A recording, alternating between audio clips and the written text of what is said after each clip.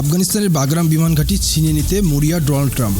মার্কিন প্রেসিডেন্টের এমন একরক্ষা ইচ্ছায় আফগানিস্তানের পরের খেপেছে চীন। ট্রাম্পের এমন ইচ্ছাকে আফগানিস্তানের সার্বভৌমত্বের উপর সরাসরি আঘাত বলছে বেইজিং। অন্যদিকে 1 ইঞ্চি মাটি না ছাড়ার ঘোষণা দিয়েছে আফগানিস্তান। আর নিরাপত্তা বিশ্লেষকরা বলছেন, বাগরাম ঘাঁটি পুনরায় নিয়ন্ত্রণে নিতে ওয়াশিংটনকে বেশ ধকল পোহাতে হবে।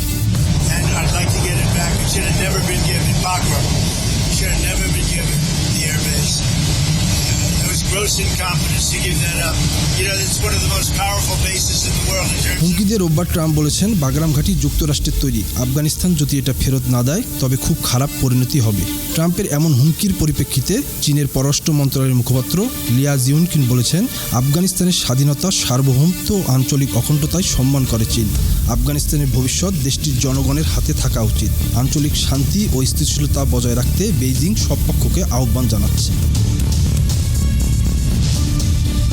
অন্যদিকে ট্রাম্পের রক্তচক্ষু উপেক্ষা করে আফগান পররাষ্ট্রমন্ত্রী আমির খান মুত্তাকি বলেছেন, আফগানিস্তানের 1 ইঞ্চি মাটিতে বিদেশি সামরিক উপস্থিতি মেনে নেওয়া হবে না।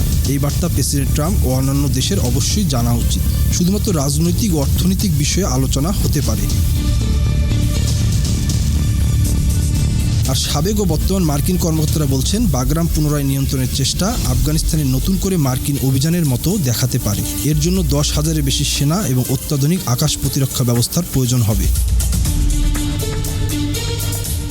অন্যদিকে পরিচয় প্রকাশ না করার শর্তে রয়টার্সকে এক কর্মকর্তা বলেছেন, সামরিকভাবে ঘাঁটিটি দখলের কোনো পরিকল্পনা যুক্তরাষ্ট্রের নেই। তবে ঘাঁটিটি নিয়ন্ত্রণে নেওয়ার যে কোনো প্রচেষ্টায় বড় ধরনের উদ্যোগ প্রয়োজন। বাগরাম দখলে নিতে এবং ধরে রাখতে হাজার হাজার মার্কিন সেনার প্রয়োজন হবে। ঘাঁটিটি মেরামত করতেও অনেক অর্থের দরকার।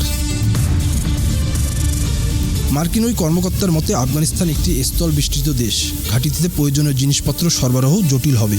এছাড়া ঘাঁটিটি নিয়ন্ত্রণে নেওয়ার পর আশেপাশের এলাকা নিরাপদ করতে এবং মার্কিন বাহিনীর উপর রকেট হামলা ঠেকাতে বিশাল কর্মযজ্ঞের প্রয়োজন পড়বে।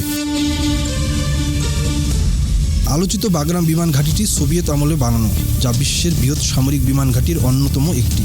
এর রানওয়ে কংক্রিট ও স্টিল দিয়ে তৈরি, যার দৈর্ঘ্য 11,800 ফুট বা 3,600 মিটার। আর চীনের পরমাণু অস্ত্রভাণ্ডার থেকে বাগরামের দূরত্ব মাত্র কয়েক কিলোমিটার। আন্তর্জাতিক ডেস্ক।